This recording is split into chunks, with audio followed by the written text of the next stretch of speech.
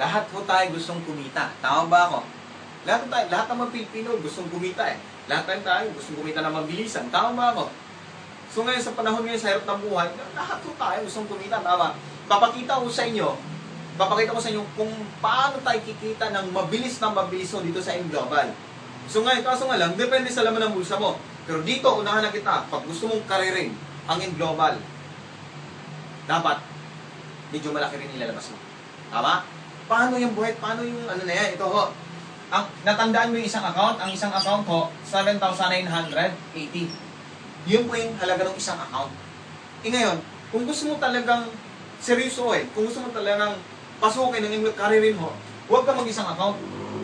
Bayaran niyo po yung 7 account. Ito ho.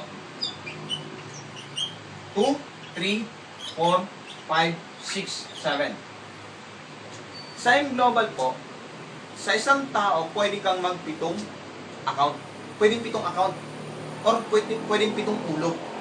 Ngayon, ang maganda nito, ang isang account, 7,980. Pag binayaran mo itong 7 account na to, na nakapangalan lang sa'yo, times 7 din to. Ang halaga ho, 55,860. Yan po yung i-invest nyo. Yan po yung maging investment nyo po dito. Pag gusto nyo kumita ng mabilis. Tanong, anong negosyo pasukin mo sa halagang yan? Pwedeng ipautang mo, tama ba? Kaso kaawin mo sarili mong pera. Pwedeng sari-saris to. Kaso nga lang, utangin ni kumparit ni kumari lang. Tama? Pero ang pinakamaganda mo dito, ito yung in-invest mo. Kikita ka kagad, minuto lang, babalik sa'yo yung 10,500. Di ba maganda? O ngayon, paano ko ba kinita yung 10,500 na yung buhay? Paano ba? Dito ho, di ba ikaw to? May 500 ka dito, 500 plus 1,500. Hindi may 2,500 ka na. Ikaw pa rin to. May 500 dito, 500 plus 1,500, 2,500 ulit. Ikaw pa rin to. 500 plus 1,500, 2,500 ulit. Ngayon may dalawa dito. O 1,500, 1,500 plus 3,000. Ngayon pag itututal ho natin lahat to, 10,500. Hindi ka pa nag-start. Hindi mo pa inumpisahan yung business. Bumalik na sa'yo kaagad yan. Maganda ho ba? Yes, maganda. Ngayon, ilagay mo sa bangko to. Tutubo ba ganito kalaki sa loob ng isang taon? Hindi ho. Tama? Pero ang kagandahan dito, nilabas mo ngayon, ngayon din babalik agad yung 10,500. Di ba maganda? Yes, maganda. Ito pa ho. Ang isang account, di ba, may product na halagang 6,700. Ito binayaran niyo po, di pitong 6,700 din. Yes. Nasa 45,000 na worth of product bumalik sa'yo. Unahan ko na ho kayo, sabi ko nga kanina, huwag mong ibenta yung product. Ipagamit mo sa pamilya mo. Kasi para sa akin ho, mahalaga yung kalusugan ng pamilya ko. Kaya hindi ko benta din yan. Ginamit ko ho. Tama? Yan pinaka-importante ho. Sa panahon ngayon, grabe, habang sumasarap yung kinakain natin, umiiksi naman yung buhay natin. Tama ba ako? Oo. Kaya gamitin natin yung supplement. Yung supplement na nakakatulong sa katawan natin. Tama? Ngayon, dito halos bawi na, dalawa pa lang, bawi na. Ngayon, ang isang account, may isang scholar. Ito binayaran mo, 7 scholar din po. 7 scholar. 7 rin po pwede mong paaralin. Tanuhin ko po kayo, kaya mo bang magpaaral ng 7 bata dahil sa perang to? Hindi ho. Hindi mo kaya magpa-graduate ng 7 bata dahil sa perang to. Pero dahil sa perang to, lahat ng to, nasa iyo na. Maganda ho ba? Yes. Ngayon, mayroon ka pang 7 free medical check-up. Plus, mayroon ka pang 200,000 accident insurance. Ngayon, dito ho sa 200,000, karamihan sa ng tanong ng iba, ito binayaran ko, dapat itong 200 din. Hindi ho. Hindi naman tayo malapusa. Hindi malapusa yung buhay natin, isa na buhay natin. Tama? Kasi ito, nakapangalan lang sa isang tao. Ulitin ko, nakapangalan lang sa isang tao to, kaya isang 200 lang. Malinaw. Okay. Bibi nga pa ng 10,000 medical reimbursement. Isa lang din. So ma'am, sir, ito yung nilabas nyo.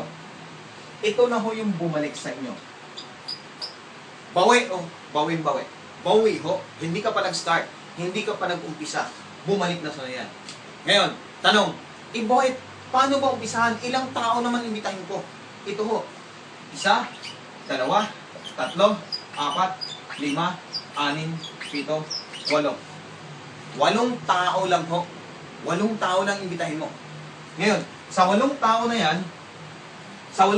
yan, pag naintindihan nila yung business, nagustuhan, ganito rin ang investment nila, tulad mo. Ulitin ko, itong 8 taon to, naintindihan nila yung business. Ganito rin ang business, ganito rin gusto nila. Ganito rin gustong investment nila. Sa 8 taon na to, ang kikitain mo, 126,000. Ulitin ko ho. Sa 8 taon na to, pag ganito rin investment nila, 126,000 ang pwede mong sitain. Ngayon, paano kung after 3 months, ganito mo after 3 months, nailagay mo 8 taon to. After 3 months, mayroong ganito. Pwede na ba sa'yo? Ngayon to, ganito po. Paano kung after 2 months, nailagay mo 8 taon to, after 2 months, mayroong ganito. Pwede na ba sa'yo? Pwede na ho. Tama? Yun yung kagandahan dito. Ngayon, ibohit, hindi lang naman 8 yung kaibigan ko. Paano kung 15? 15 ang napajoin ko. Higit ba dito kikitain ko? Yes. Ha? Ngayon, anong gagawin natin sa 8 tao? Tulungan lang din natin itong mga to na makahanap silang tingwa 8 tao din. Ulitin ko ho, tulungan din natin sila na makahanap rin silang tingwa 8 tao. Itanong, paano kung itong 8 tao na to, itong 8 tao, kumuha ng tingwa 8 tao na ganito rin investment, 1 million ka na. Pwede na ho ba? Ulitin ko, pag itong 8 tao na to, yung first level mo, nakakuha ng tigwa 8 tao na ganito rin investment, ikaw to, 1 million ka na. Pwede na ho ba? Ma'am, sir, hindi mo tandaan nyo po, hindi nyo po tatrabahoy ng 1 taon, hindi nyo po tatrabahoy ng 2 taon para kitain yung 1 million. Pag masipag ka, pwedeng kitain ng buwan lang yung 1 million. Depende sa'yo. Tama? Maganda ho ba? Yes, napakaganda ho. Ito yung magandang sistema. Sabi ko nga kanina, ba't pumunta ka sa times 1 na kitaan kung may times 7 naman? Tama ba ako? Ba't ka maglalakad kung pwede ka namang sumakay? Tama? Kung gusto mong bigyan ng magandang kinabukasan pamilya mo, times 7 na. Tama? Tama ba ako? Totoo. Kasi ito, papasukin mo na nga lang ang in global, karirin mo na. Mag times 7 ka na. Tama? Totoo. Malit lang po na halaga yan. Alam mo bakit nung nag-abroad ako? Nung nag-abroad po ako, higit dyan nilabas ko. Wala rin nangyayari. Samantalang dito, ito nilabas ko. Ngayon, 2 years and 6 months pa lang ako. Pero grabe. First 3 months, 3 months and a half, nakabili akong brand new sasakyan. Ngayon ho, pag kayo ho, makapaglabas ang brand new sasakyan, masaya po ba kayo? Ako hindi ho masaya. Kung kayo masaya, ako hindi. Napatuloy yung ako, bakit ho? Kung buhay pa sana yung nanay ko, siya unang makasakay sa brand new sasakyan. Bakit? Natili sa isipan ko, wala yung nanay ko, wala ko sa ibabaw ng mundo. Di ba masarap pag buhay yung pangarap at sa buhay yung kompleto yung pamilya? Kung ikaw ngayon, may nanay tatay pa, huwag mong hayaan na makuha yung gusto mo sa buhay na wala na sila. Tama? At huwag mong ubusin yung buhay mo sa abroad. Huwag mong ubusin yung buhay mo sa employment. Magnegosyo ka. Tama? Kaya isa lang gusto natin sa buhay. Magkaroon ng time freedom at saka financial freedom. Tama ba ako? Tama? Ngayon, after 2 years, yung pinakapangarap kong Montero Sports, sakay ko na ngayon. Tama? Ngayon, dati nangangarap lang din po ako. Ngayon, grabe. Hindi lang naman sasakyan. Marami pa kaming na-invest. Marami kaming negosyo. Dahil sa inyo. Maraming salamat. Maraming salamat po. Ito, last na ho, bago tayo maghiwalay. Ngayon, unahan ko na ho kayo. Maraming magsasabi sa inyo, walang kumita dyan, scam, pyramid yan. Tama ba ako? Ma'am, sir, yung magsasabi sa inyo niyan, sila ba ang magpapaahon ng pamilya mo? Sila ba ang bibili ng bigas para papakain ng pamilya mo? Hindi naman eh. Tama? Ikaw pa rin. Lagi mong tandaan, hindi nila nakita yung nakita mo. Hindi nila naramdaman yung naramdaman mo. Tama ba ako? Tama?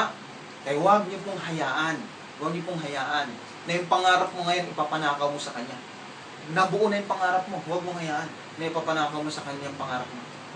At isa pa, huwag mong hayaan na ibang tao magmamaneho ng buhay mo. Dapat ikaw magmamaneho, hindi sila. Tama? Kaya dito, pagtutulungan natin. Pagtutulungan natin. Ngayon, hindi mo tatanawin mag-isa to. Kasama niyo po ako. Tama? Kaya maraming salamat at good morning po. Mabuhay po ang lahat. Thank you.